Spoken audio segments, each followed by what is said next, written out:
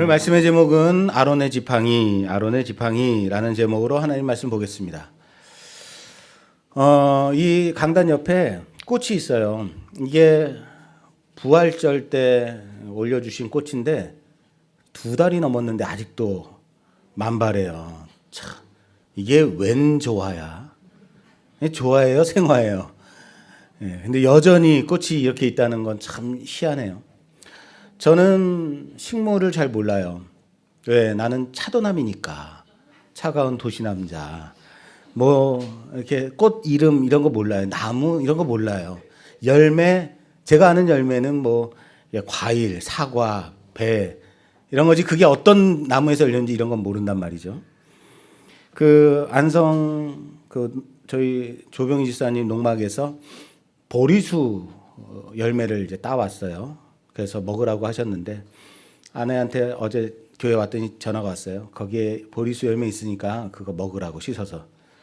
그래서 뭐지 보리수 나무가 봤더니 어떻게 생겼냐면 앵두보다 좀 조그맣고 생긴 건 비슷하게 생겼어요. 근데 먹어봤죠? 떨떠름한 거예요. 이게 뭐가 맛있어서 이걸 먹어? 그거 엄청 맛있대요. 또 덜 익어서 그런가? 딴 것도 먹어봤어요. 떫어요. 또 딴 것도 먹었어요. 떫어요. 그래도 맛있다는 거예요. 이게 맛있어야 된다는 거예요. 나는 떫은데 이거 먹으려면 더 맛있는 거 먹지. 굳이 이걸 먹나? 그랬어요.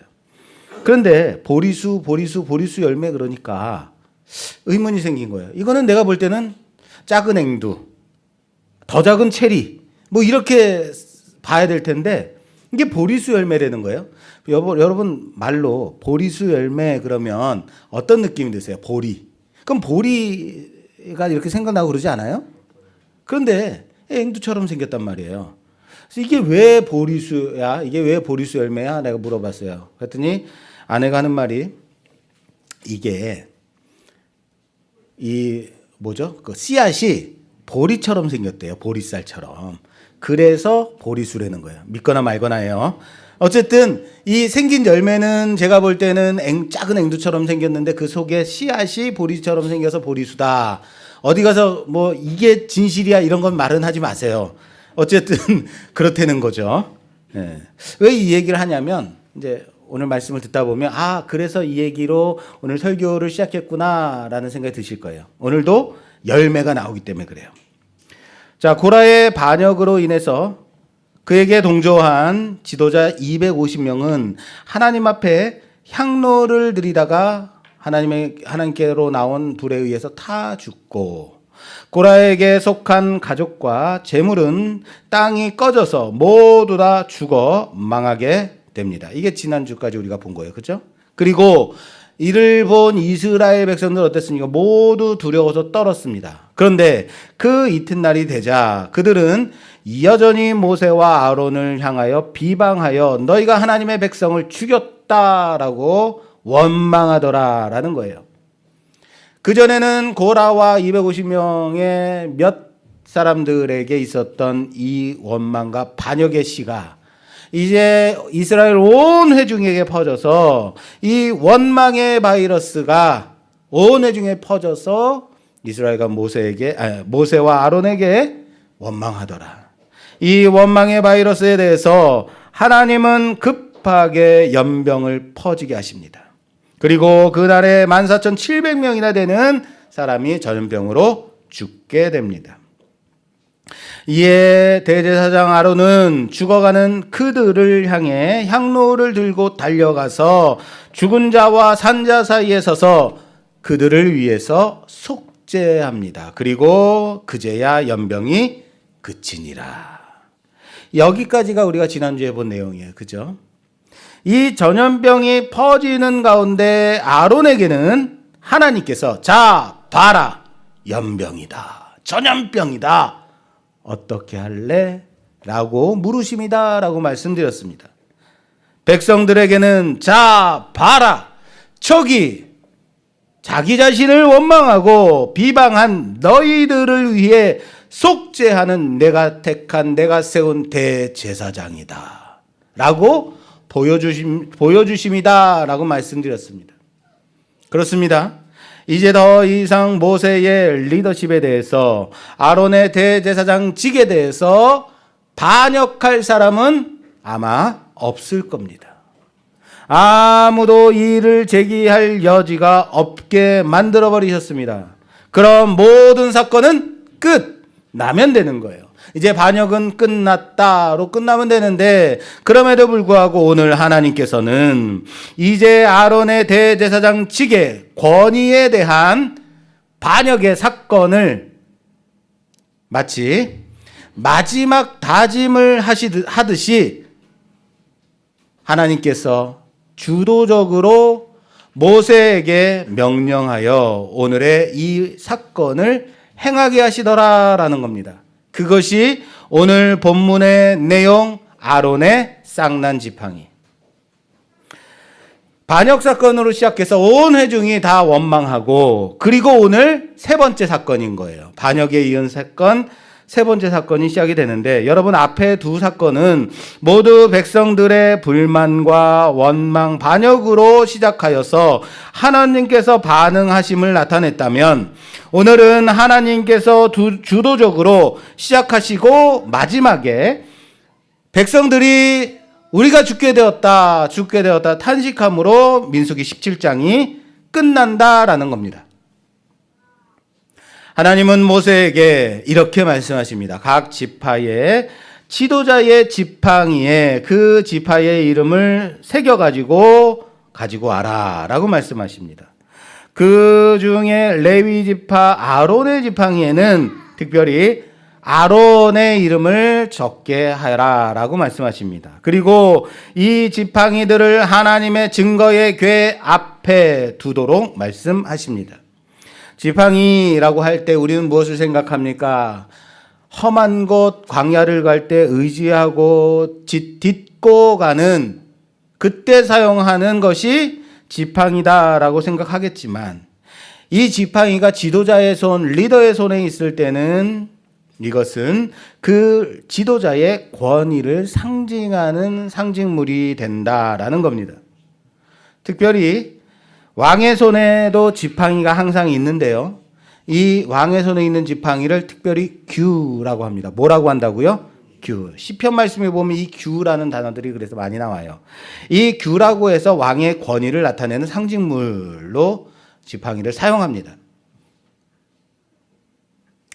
하나님은 각 지파의 지도자들이 가지고 나온 그 지팡이를 성막 안 지성소에 두어서 하나님께서 택한 자의 지팡이에 싹이 나게 될 것이다 라고 말씀하십니다.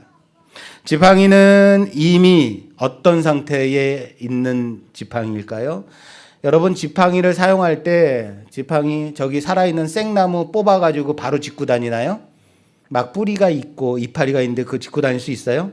지팡이는 이미 어떤 상태죠? 죽은 상태예요. 죽은 상태. 그래서 지팡이로 사용할 수 있는 거예요. 죽었으니까. 딛고 다닐 수 있는 거예요. 그런데 죽은 나무 지팡이에서 뭐가 나게 하시겠다? 싹이 나게 하시겠다라고 말씀하시는 거예요. 죽은 나무에서 굳이 싹이 나게 하심을 이 보임으로써 하나님께서는 당신께서 세우신 지도자의 권위에 대한 불평이나 원망을 다시는 없게 하시겠다라고 말씀하시는 겁니다. 여러분, 왜 지팡이에 싹을 나게 하실 계획이셨을까? 왜 그런 생각을 하셨을까요? 하나님은 굳이 내가 아론을 택한 사람이야.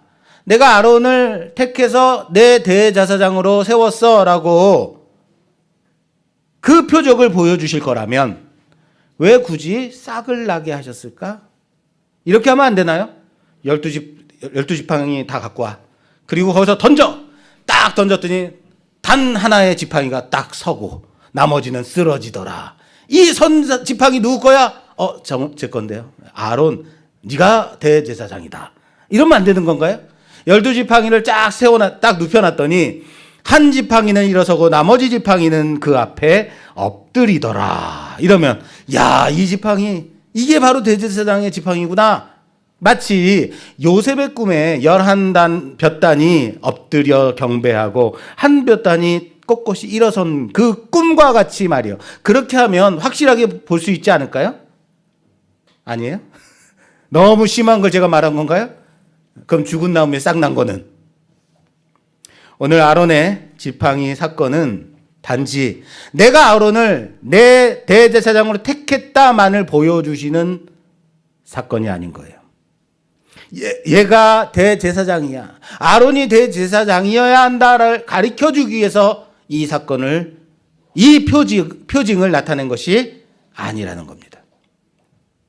하나님의 택하신 뿐만 아니라 대제사장에게 하나님의 권위를 부여하는 모든, 하나님의 권위를 부인하는 모든 백성으로 이제는 인정하도록, 대제사장의 권위를 인정하도록, 이 권위가 하나님의 지성소에 나왔음을 인정하도록 그 권위를 회복해 하는데 목적이 있는 사건이다 라는 겁니다. 그래서 우리는 그걸 볼 거예요. 이제 하나님께서 말씀하신 대로 모세는 아론의 지팡이를 포함하여 12지팡이 모두를 모아서 각각 지도자들의 이름, 지파의 이름을 써서 증거의 장막, 다시 말해서 지성소의 언약궤 앞에 두게 됩니다. 하루가 지나서 모세는 다시 증거의 장막, 지성소 안으로 들어가서 12개의 지팡이를 확인하게 됩니다. 오늘 말씀은 8절에 이튿날 모세가 증거의 장막에 들어가 본즉 레위 집을 위하여 낸 아론의 지팡이에 움이 돋고 순이 나고 꽃이 피어서 살구 열매가 열렸더라 라고 말씀되어 있습니다. 모세가 들어가서 본즉 레위 집을 위하여 낸 아론의 지팡이, 여기 모세가 들어가 본즉 이 사이에, 이 다음에 왜 흰내라는 접속사가 있습니다. 해석은 되어 있지 않지만 왜 흰내, behold가 있어요. 뭐예요?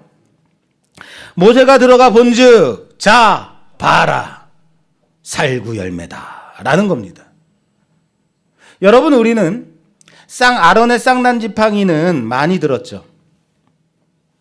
어려서 공과 공부책에도 언약궤 안에는 아론의 쌍난 지팡이가 있어요 라고 이렇게 배웠어요. 아론의 쌍난 지팡이라고 되어 있습니다.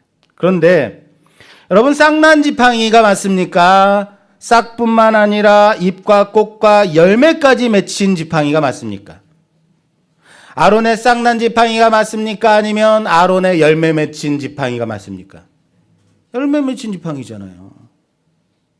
물론 하나님께서 지팡이에서 싹이 날 것이다 라고 말씀하셨기 때문에 모세도 아론의 지팡이에서 싹이 날 것이라는 것은 예상했겠죠. 들어가서 쌍난 지팡이 어디에 싹이 났지? 봤겠죠.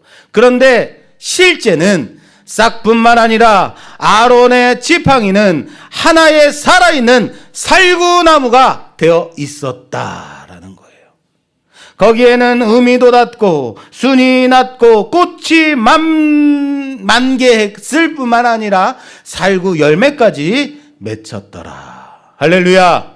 놀랍지 않습니까? 안 놀라워요? 얼마든지 그럴 수 있어요?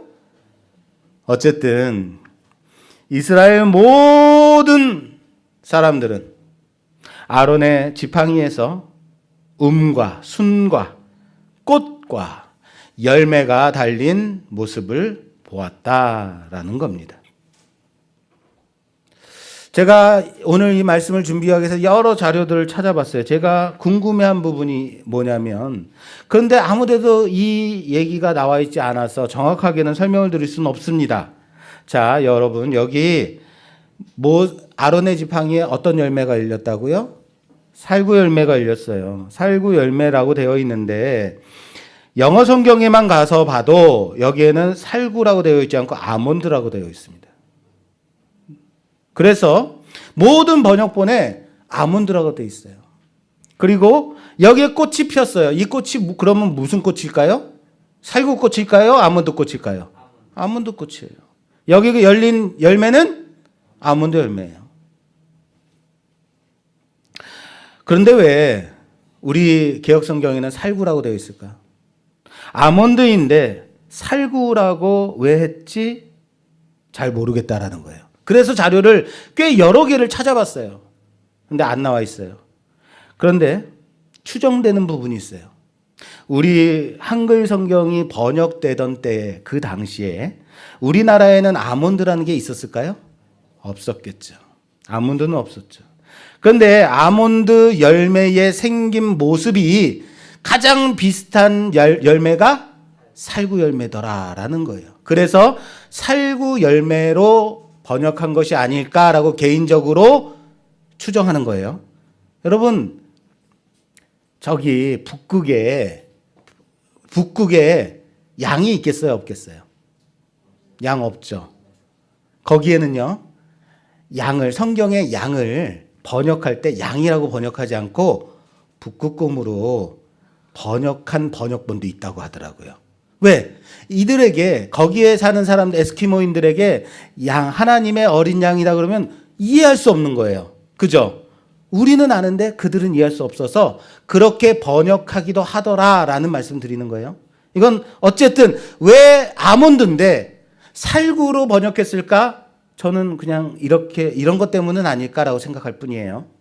자, 이 아몬드 나무, 이젠 아몬드라고 말하겠습니다. 이 아몬드 나무를 한문에서는 편도나무라고 부른다고 하더라고요. 어쨌든 야곱이 애굽 총리가 자기 아들인 줄 몰랐을 때 애굽 총리에게 값비싼 보화 선물들을 보내죠. 이때 이 중에 감복숭아라는 걸 보내요. 이 감복숭아로 번역되어 있는 것이 바로 아몬드입니다. 이스라엘의 이 감복숭아, 아몬드는 이스라엘의 토산물 중에서 아주 귀한 토산물이다, 열매다라고 되어 있더라고요. 제 생각이 아니고 그렇게 써 있어요. 아몬드 나무의 꽃은 벚꽃처럼 생겨서 비슷하게 생겨가지고 성지순례 간 사람들이 이구동성으로 이 아몬드 꽃을 보면서 와, 여기도 벚꽃이 있네, 여기도 벚꽃이 핀다라고 우긴다고 하더라고요. 그런데 그것은 뭐예요? 벚꽃이 아니고 아몬드 꽃이에요. 네, 열린다 식물 이야기에 써 있습니다. 꽃은 아름다운 흰색을 띠고 있고 그 열매는 매실이나 풋 복숭아처럼 생겼다라고 합니다. 그리고 이때 이 생김새가 풋 복숭아, 매실, 그러니까 뭐예요? 살구랑 비슷하죠? 살구랑 비슷해서 살구로 번역한 것이 아닌가. 그래서 제가 그렇게 추측하는 겁니다. 그런데 이 열매가 완전히 익게 되면 겉에 과육의 껍질이 말라서 갈라져서 뒤로 젖혀지게 되고 그리고 떨어집니다. 그리고 나무에는 뭐만 달리게 되냐면 씨만 달리게 돼요. 씨. 이 씨가 달려있는 게 바로 아몬드예요. 우리는 아몬드 열매를 먹는 게 아니고 아몬드 씨를 먹는 거예요. 그리고 그 성막에 우리 하나님께서 모세로 하여금 짓도록 한, 이스라엘에 짓도록 한 그 성막 안에 촛대 있죠. 7가지의 촛대. 이 촛대에 새겨진 꽃이 살구로 되어 있는데 이것도 마찬가지로 아몬드 꽃입니다. 아몬드 꽃 거기에 그렇게 피어 있고 그렇게 새겨 놓은 거예요. 그런데 모세는 이 지팡이들을 가지고 나와서 이스라엘 자손 앞에서 보여주었고 그들은 아마 매우 깜짝 놀랐을 것이다 라는 것을 상상하기 어렵지 않죠. 얼마나 놀랬겠습니까? 죽은 지팡이에서 싹뿐만 아니라 꽃과 열매까지 열렸다니 얼마나 놀라웠겠습니까? 그들은 하나님께서 택하여 하나님께 가까이 나아가게 하신 지도자는 아론이 확실하구나. 12지파 가운데서 레위 지파는 특별히 구별되어 하나님을 섬기는 지파라는 것은 이제 더 이상 부인할 수 없는 사실이 되었다라는 겁니다. 이미 그들은 아론의 중보로 그들이 전염병이 퍼짐으로 수많은 사람들이 쓰러질 때 아론의 중보를 통해서 전염병에서 구원함을 받은 자들이죠. 그래서 살아서 지금 있는 거예요. 그래서 그들의 마음이 어땠을까요? 아주 낮아질 대로 낮아졌죠. 자신들이 산 것이 아론이 향로를 들고 그 앞에 서서 속죄했으니까. 그 낮아질 대로 낮아진 그 상황에 있었는데 하나님께서는 이렇게까지 증명해 보여서 이 표적을 보고 그들이 더 이상 지금까지 그렇게 무시하고 나도 잘할 수 있다, 나도 대제사장 한번 해보자 자부하고 무참히 꺾어버린 대제사장 아론의 권위는 오늘 이 사건으로 인하여서 완전히 회복되었다는 사실을 믿으시길 바랍니다. 아무도 더 이상 넘보지 못하게 된 대제사장의 직임이 된 것이다. 왜요? 내가 대제사장 되려면 이제는 어떻게 해야 돼요? 내가 살구꽃을 피워야죠. 그리고 하나님께서는 이제 모세에게 아론의 그 지팡이를 증거계 앞에 도로 가져다가 거기 간직하여 반역한 자에게 대한 표징이 되게 하라라고 말씀하십니다. 그래서 이 표징을 보고 다시는 하나님께 대하여 원망하여 죽임당하는 일이 없도록 면하도록 경고하라라고 말씀을 주십니다. 그리고 모세는 그대로 하나님의 말씀대로 순종했습니다. 자, 여기까지가 아론의 쌍난 지팡이의 오늘 본문의 내용입니다. 그리고 민수기 17장은 2절이 남았어요. 2절이 12절과 13절이 남았습니다. 여기까지 보고 오늘 말씀을 마칠 겁니다. 자, 오늘 설교에서 문제 2개를 좀 풀어야 됩니다. 질문 2개. 궁금한 게 2개가 생겼어요. 말씀을 준비하다 보니. 자, 첫 번째. 우린 왜 아론의 쌍난 지팡이라고 부르고 배우고 들었을까요? 여러분, 아론의 쌍난 지팡이가 맞아요? 아론의 열매 맺힌 지팡이가 맞아요? 아론의 열매 맺힌 지팡이라고 그랬어요. 그런데 우리는 왜 아론의 쌍난 지팡이라고 배웠을까? 주석이도 아론의 쌍난 지팡이, 공과공부책에도 아론의 쌍난 지팡이, 성경 표제어에도 아론의 쌍난 지팡이라고 돼 있어요. 왜 그럴까요? 아론의 쌍난 지팡이가 맞습니까? 아니요. 열매 맺힌 지팡이인데 왜 굳이 그렇게 부르지 않을까? 기니까? 말하기 어려우니까? 우린 아론의 쌍난 지팡이라고 불러요. 왜냐? 간단합니다. 그것은 하나님이 그렇게 말씀하셨기 때문이다. 자, 따라서 합시다. 하나님께서 그렇게 말씀하셨기 때문이다. 볼까요? 5절에 내가 택한 자의 지팡이에는 싹이 나리니. 하나님의 말씀입니다. 믿으십니까? 하나님은 내가 택한 사람의 지팡이에 열매가 맺히리니 라고 말씀하지 않으셨어요. 내가 택한 자의 지팡이에 싹이 나게 하리니 라고 말씀하셨다고요. 하나님은 하나님의 택한 자의 지팡이에서 싹이 나게 하시겠다라고 말씀하셨습니다. 그래서 아론의 지팡이는 아론의 쌍난 지팡이라고 말하는 거예요. 여러분, 아론의 지팡이에서 싹이 그래서 났습니다. 하나님께서 나게 하셨으니까. 하나님은 그 지팡이에 싹이 나게만 하시면 됩니다. 다시요. 하나님은 아론의 지팡이에 굳이 열매를 맺게 하실 필요가 없습니다. 싹만 나게 하면 됩니다. 왜요? 싹이 났다라는 것은 뭡니까? 그 안에 뭐가 있다는 얘기예요? 지팡이에 뭐가 있다는 얘기예요? 생명이 있다는 얘기예요. 그렇습니다. 생명이 회복되었다라는 것을 말하는 거예요. 생명이 있으니까 움이 트고 꽃이 피고 열매가 맺히게 되는 겁니다. 생명이 있으면 움이 트고 꽃이 피고 열매는 맺혀지는 거예요. 하나님은 생명만 회복하시면 됩니다.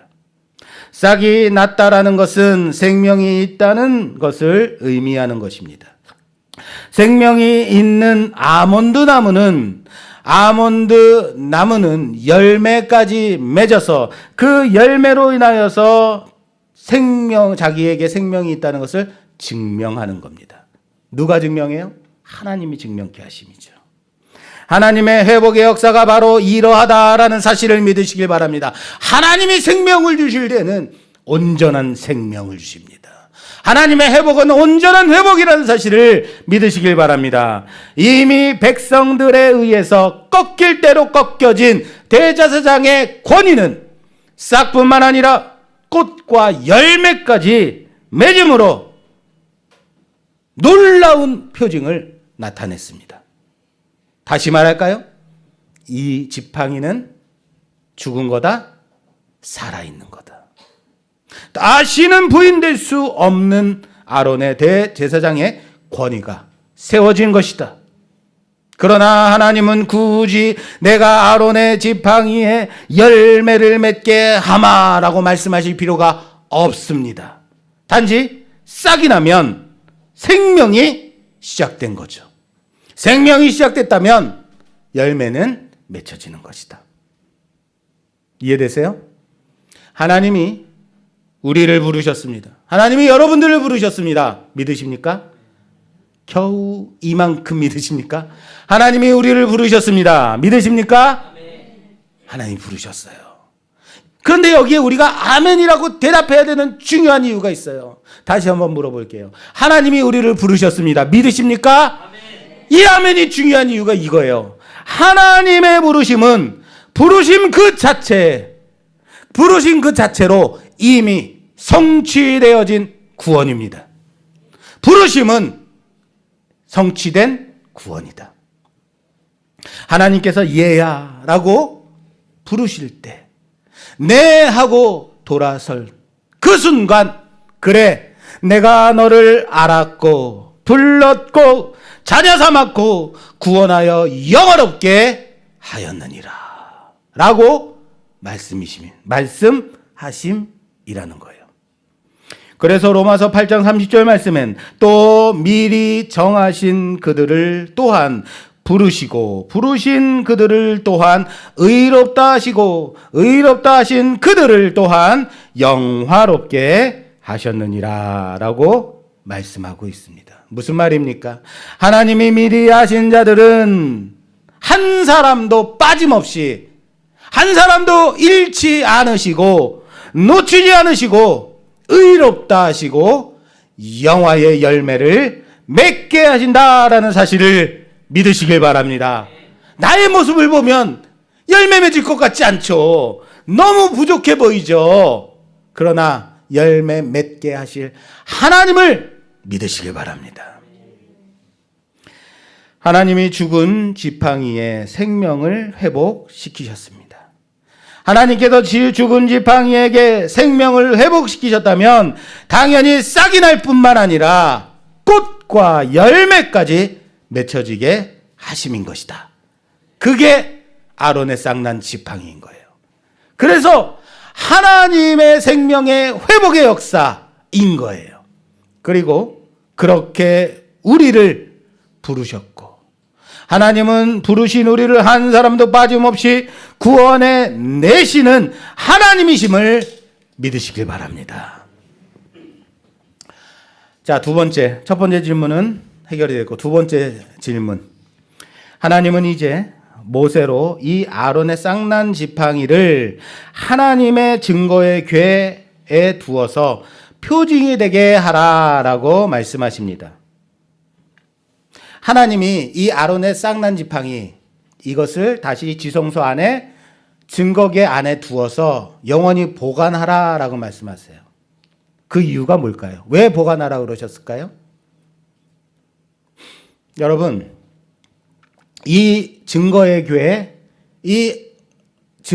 안에는 하나님의 언약궤 그 안에는 하나님이 직접 새겨주신 언약의 두 돌판, 십계명을 새긴 언약의 두 돌판이 들어있었습니다.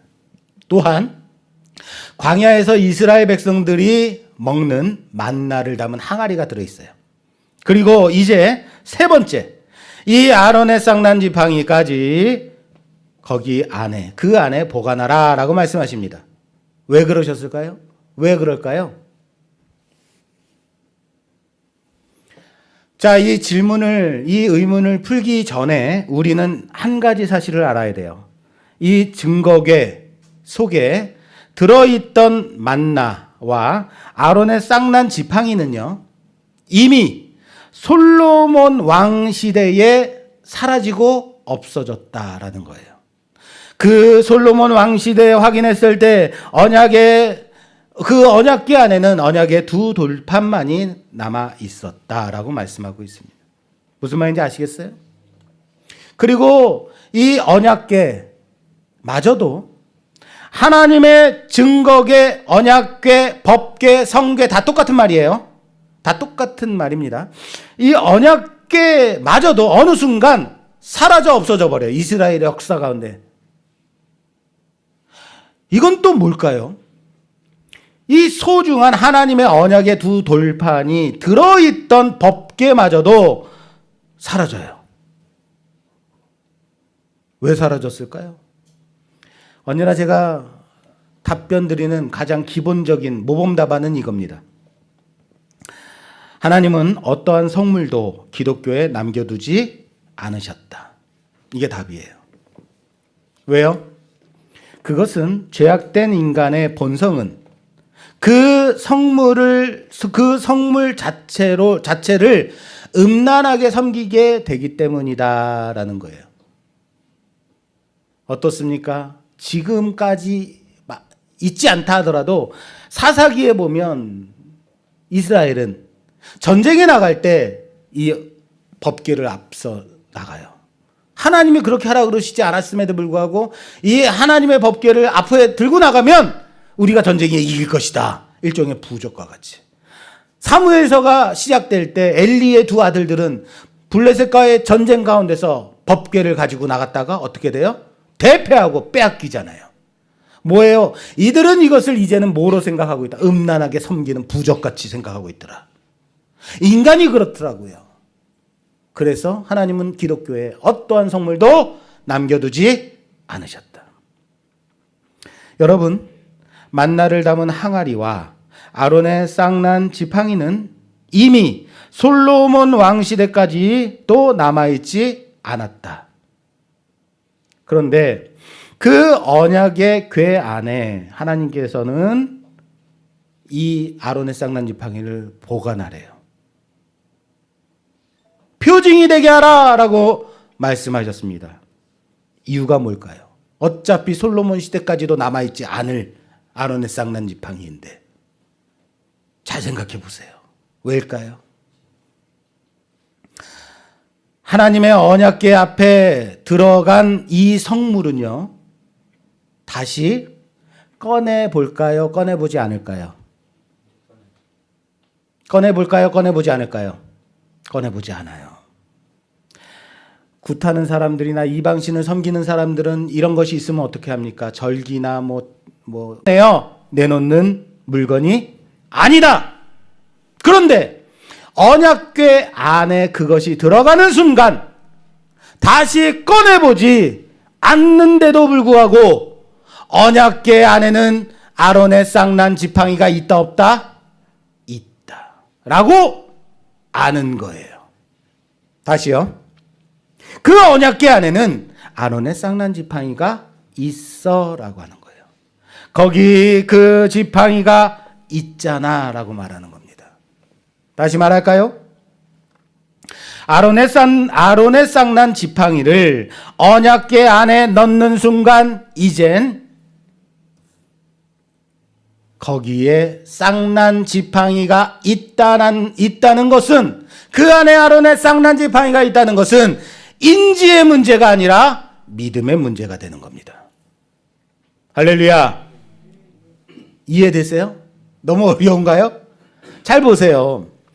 솔로몬 왕 시대에도 이미 만나와 쌍난 지팡이는 그 돌판만 돌판 남아 쌍난 지팡이와 만나는 영원한 것이 아니기 때문에 그래요. 지팡이도 말라지게 되죠.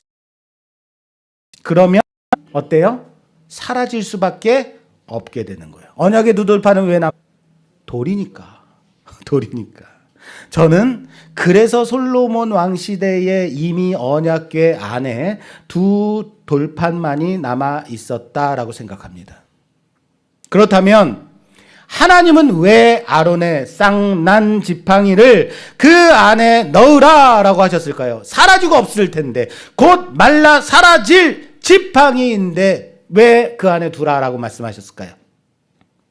지금 아론의 쌍난 지팡이를 본 이스라엘은 더 이상 하나님이 택하신 이 대제사장직에 대해서 왈가왈부할 수 없게 되었습니다.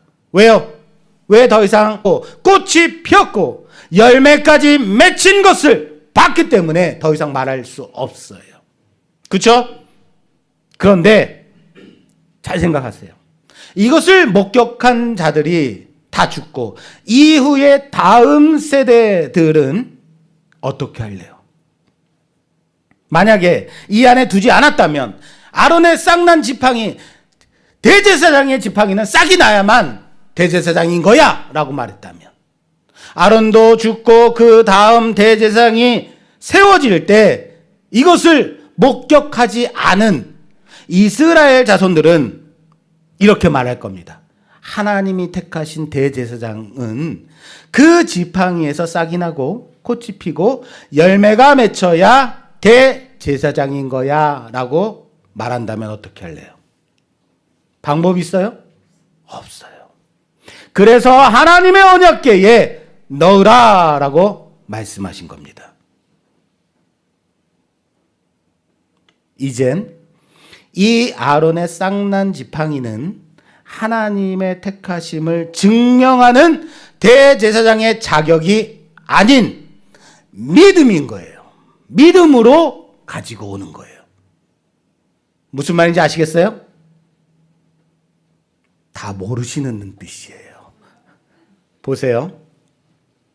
하나님의 언약궤에는 우리 이스라엘 백성들이 하는 말이에요. 하나님의 언약궤에는 우리 조상이 광야 40년간 먹고 살았던 만나가 들어있어.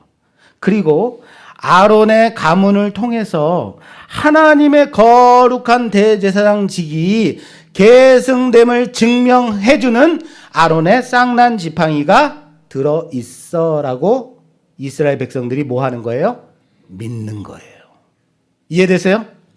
아론의 후예들은 더 이상 자기 자신이 왜 대제사장직임을 맡아야 하는지 증명하지 않아도 됩니다. 거기 있으니까요. 뭐가? 언약궤 안에 그 지팡이가 있으니까요. 그것을 믿으니까요. 아론의 자손들을 통해서 이젠 어떠한 이견 없이 대제사장직이 위임되는 겁니다. 더 이상의 반역의 여지가 사라지게 된 겁니다. 할렐루야. 그리고 그 엄중한 직임이 예수 그리스도 안에서 우리에게까지 흘러왔다는 사실을 믿는 겁니다. 믿음이라고요. 죽은 막대기와 같은 우리에게 생명을 주시고 싹을 내시고 꽃을 피우고 열매까지 맺어 네가 바로 나의 거룩한 왕 같은 제사장이야 라고 말씀하시는 그 말씀을 우리는 믿는 겁니다. 할렐루야. 여러분들이 바로 하나님의 거룩한 제사장입니다. 믿으십니까? 오늘 이렇게 민수기 17장의 마지막이 끝나는 듯 하지만 사실 2절이 더 있다고 그랬어요. 이 2절을 더 봐야 말씀이 끝납니다. 17장 12절과 13절 말씀입니다. 12절과 13절 말씀이요. 이스라엘 자손이 모세에게 말하여 이르되 보소서 우리는 죽게 되었나이다. 망하게 되었나이다. 다 망하게 되었나이다. 가까이 나아가는 자 곧 여호와의 성막에 가까이 나아가는 자마다 다 죽사오니 우리가 다 망하여야 하리이까. 아멘. 왜 아멘이 안 나와요? 안 끝난 것 같아요. 이렇게 끝이에요. 아론이 대제사장이 됐고 대제사장의 권위가 회복됐고 쌍난 지팡이, 이 어마어마한 표징이 보여졌어요. 그런데 이스라엘은 어떻게 하고 있습니까? 17장의 마지막이 우리는 망했다. 하나님 앞으로 나아가는 다 망했다. 끝. 좀 어색하지 않습니까? 끝으로 보기에는. 이렇게 끝나는 것보다 제 생각에는요, 우리는 이렇게 생각해요. 그 표징을 본 백성들이 이젠 아론을 대제사장으로 잘 섬겼더라. 이렇게 끝나야지 맞는 거 아니에요? 그런데 우리는 망했다 하고 이상하게 어색하게 끝나버리고 말았다라는 겁니다. 그리고 17장이 끝났고 그 다음은 18장이죠. 18장과 민수기 18장과 19장이 어떤 내용이냐면 제사장과 레위인에 대한 규례가 나옵니다. 그들의 분깃 그리고 정결예에 대한 율법이 나와요. 이렇게 보면 크게 보이는 게 있지 않습니까? 여러분, 고라의 반역 사건, 이 사건이 민수기 몇 장부터 시작이 됐죠? 15장부터 시작이 됐어요. 15장에서부터 시작된 고라의 대제사장 직임에 대한 반역은 16장에 와서는 이제는 모든 이스라엘 백성들이 원망하게 되었고 17장에서는 하나님이 택하신 아론의 지팡이에 싹이 나고 열매가 맺힘으로 도저히 누구도 아론의 대제사장직에 대해 이견을 제시할 수 없게 만들어 버리셨죠. 그 17장. 그리고 다시 그 제사장과 레위인에 대한 규례와 그들의 분깃과 전결예에 대한 말씀, 율법이 18장, 19장에 나온다고요.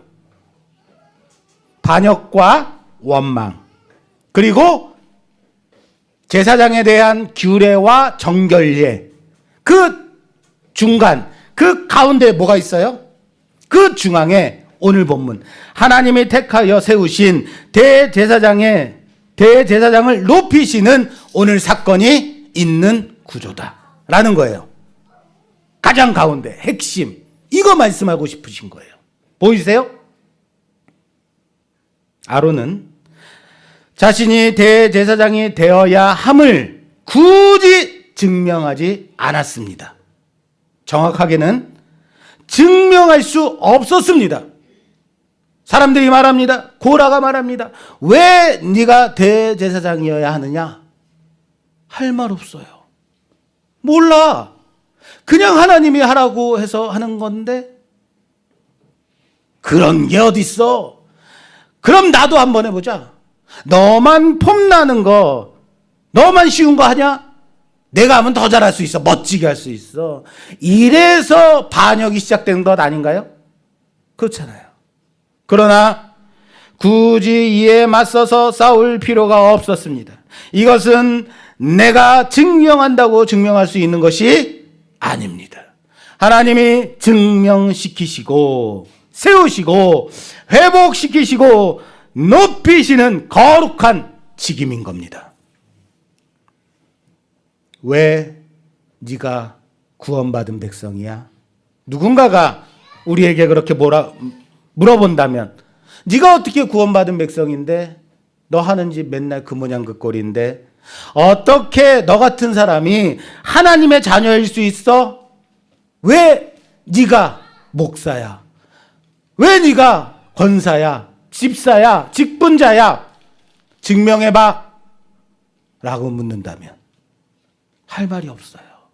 몰라. 그러나 내가 무엇을 해야 할지는 알아요. 이 생명의 복음을 전하고 오직 예수 그리스도만이 길이요 진리요 생명 되심을 전해야 하는 사명이 내게 있다는 사실을 말할 뿐입니다.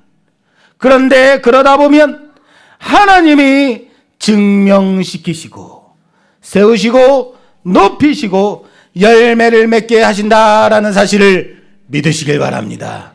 굳이 내가 빡빡대고 내가 목사인데 왜 덤벼 이러지 말라고요. 내가 권사인데 왜 네가 그러는 거야 하지 말라고요. 우길 필요 있다 없다? 없다. 나는 나의 사명 감당할 뿐인 겁니다. 복음을 전하고 우리 안에 생명이 있음을 나타낼 뿐이라는 사실을 믿으시길 바랍니다. 사랑하는 여러분, 그렇게 하나님께서 높이실 그날을 바라보며 살아가는 우리 모두가 되기를 주님의 이름으로 부탁합니다. 마지막으로 한 가지만 더 생각하고 오늘 설교를 마무리 짓겠습니다. 하나님은 아론의 지팡이에서 말씀에는 살국 열매라고 되어 있지만 아몬드 꽃과 아몬드 열매를 맺게 하셨습니다. 왜 아몬드일까요? 개나리는 안 될까요? 진달래나 철쭉은 안 되나요? 왜 개나리, 진달래, 철쭉 말하는지 아시겠어요? 제가 아는 꽃은 그 정도밖에 안 되기 때문에 그래요. 아, 장미도 있구나. 왜 이런 것들은 안 될까요? 왜 하필 아몬드일까요? 첫째 가능성, 가장 쉬운 가능성은 아론의 지팡이가 아몬드 나무에서 취한 것이기 때문이다. 쉽죠? 그런데 여러분, 이 지팡이가 굳이 아몬드 나무일 필요는 없습니다. 아시겠어요? 아몬드 나무가 아니다 할지라도 하나님은 아몬드 꽃이 피고 아몬드 열매가 맺게 하셨을 겁니다. 왜 아몬드인지는 제가 앞에서도 말씀드렸어요. 왜? 귀한 열매이기 때문에. 첫 번째 귀한 열매이기 때문에. 그러나 더 중요한 이유가 있습니다. 자, 이 아몬드 꽃의 히브리 말은 샤케드입니다. 따라서 합시다. 샤케드. 이 아몬드예요. 까먹지 마세요. 다음 주에 물어볼게요. 자, 이는 흔들어 깨우다라는 어원을 가지고 있습니다. 뭐라고요? 흔들어 깨우다. 이 아몬드 꽃은 이스라엘에서는 겨울이 지나고 가장 먼저 찾아오는 봄을, 그 봄의 생명을 알려주는 처음 피는 꽃이라고 써 있더라고요. 긴 겨울을 지나고 생명을 흔들어 깨우는 봄을 알려주는 꽃이 아몬드 꽃이래요. 참고로 이스라엘에는 우기와 건기 두 계절만이 있다고 합니다. 우기와 건기, 이때가 겨울과 여름이에요. 물론 한 달씩 그 사이사이에 한 달씩 있는 환절기가 있어요. 이것을 굳이 봄과 가을이라고 우긴다면 그래 사계절이라 말할 수는 있겠지만 기본적으로는 우기와 건기로 구성이 되어 있습니다. 긴 우기가 지나고 이제 새로운 생명이 탄생하는 새로운 계절을 나타낼 때 아몬드가 펴요. 왜 개나리 꽃은 안 될까요? 왜 진달래, 철쭉은 안 될까요? 대제사장의 역할이 무엇입니까? 바로 이거예요. 깨우는 자. 물론 대제사장은 자기 자신도 영적으로 항상 깨어있는 자여야만 합니다. 영적으로 잠자고 있는 백성을 흔들어 깨워야 하는 사명이 바로 대제사장에게 있는 겁니다. 그래서 히브리 말 샤케드를 그 어원을 가지고 와서 흔들어 깨우는 자 대제사장의 역할을 나타내는 꽃 아몬드입니다. 아론의 대제사장직에 대해 반역한 고라와 그를 추정하는 세력들은 그 아론의 그 폼나는 자리를 탐했을 겁니다. 그 자리가 더 쉬워 보였을 겁니다. 그리고 그 자리를 사람들이 우러러보니까 우러러보는 자리이기 때문에 탐했을 겁니다. 사랑하는 여러분, 그러나 대제사장의 자리는 폼나는 자리가 아닙니다. 더 쉬운 자리도 아닙니다. 백성들의 죄를, 백성들이 지은 그 죄를 대신하여 짐승을 잡아 그 피를 뿌려 그들의 죄를 대속하는 중책의 자리라는 사실을 아시길 바랍니다. 그렇게 재물을 잡다 보면 피가 튀고 피비린내가 진동하고 매일같이 죽어나가는 그 동물을 매일같이 봐야만 하는 자리인 거라고요. 여러분, 조선시대에 짐승을 잡는 사람들을 뭐라 그랬죠? 백정. 귀하게 여겼나요? 천하게 여겼어요. 왜? 짐승 잡는 자리니까. 사람의 죄를 대속하기 위해서는 뭘 해야 된다고요? 재물을 잡아야 된다고요. 죽여야 된다고요. 이 자리는 나의 생명을 내던지고라도 이스라엘을 살리기 위해서 향로를 들고 죽음의 현장에서 하나님께 속죄의 제사를 드려야만 하는, 그래서 그들을 살리는 자리여야만 하는 겁니다. 이 자리는 영적으로 죽어있는 자들을, 잠자는 자들을 흔들어 깨우는 자리인 겁니다. 그게 샤케드, 흔들어 깨우는 대제사장의 감당할 사명인 겁니다. 사랑하는 여러분, 그리고 이 사명이 오늘 우리에게 맡겨졌음을 믿으시길 바랍니다. 어떻게 해야 될까요? 흔들어 깨우는 자가 되시라고요. 생명을 살리는 자로 세워지시라고요. 온 무리에 하나님을 알지 못하는 자들을 향해서 하나님의 생명을 보여주는 자로 세워지시라고요. 그리고 열매 맺는 자로 살아가는 우리 모두가 되기를 주님의 이름으로 축원합니다. 사랑하는 여러분, 포도가지가 포도나무에 달려있으면 열매를 맺습니다. 이거를 포도가지가 열매를 맺는다라고 할까요? 포도나무가 열매를 맺는다고 할까요? 포도가지가 맺어야지 한다고 열매를 맺습니까? 어디에 붙어 있으면 돼요? 포도나무에 붙어 있으면 되는 거예요. 포도나무에 붙어 있으면 그 포도나무에서 올라온 영양분을 통하여서 가지의 열매가, 포도가 맺혀지는 겁니다. 예수님은 우리에게 붙어 있는 싸움을 하라고 말씀하셨습니다. 사랑하는 여러분, 죽은 막대기와 같은 우리를 예수 그리스도의 접붙임으로 말미암아 돌감람나무가 참 감람나무가 되게 하셨습니다. 우리 스스로는 열매 맺을 수 없는 자들을 예수 그리스도라는 포도나무에 접붙여 붙어 있음으로 말미암아 열매가 맺혀지게 하셨습니다. 왜요? 우리 안에 생명이 있기 때문입니다.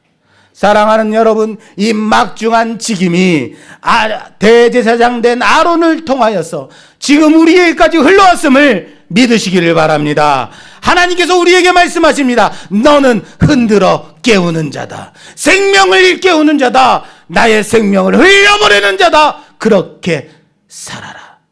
할렐루야. 이 사명 감당하며 살아가는 우리 모두가 되기를 주님의 이름으로 축원합니다. 축원합니다.